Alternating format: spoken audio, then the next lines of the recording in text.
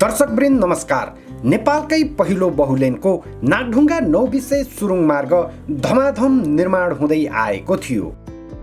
समयमै काम सक्न दिनरात काम हुँदै आएकोमा अहिले आएर सुरुङ मार्गको काम एकाएक ठप्प भएको छ।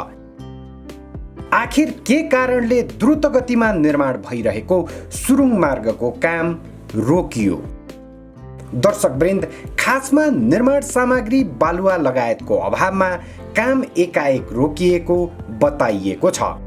गत महिना गृह मन्त्रालयले नियम विपरीतका क्रसर उद्योगहरू बन्द गराउन 77 वटै जिल्ला प्रशासन कार्यालयलाई परिपत्र गरेको थियो।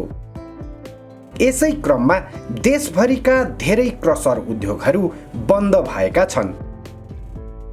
तर नियमसँग चलिरहेका क्रसर उद्योगलाई समेत निर्माण सामग्री ढुवानीमा व्यवसायीहरूले अवरोध गरेपछि यो अवस्था सिर्जना भएको बताइएको छ।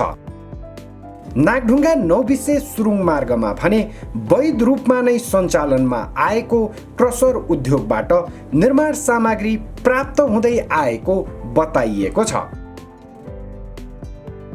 दर्शकवृन्द, देशभरिका विकास निर्माणका अन्य कार्यहरू पनि यसैको कारण प्रभावित भएको बताइएको छ।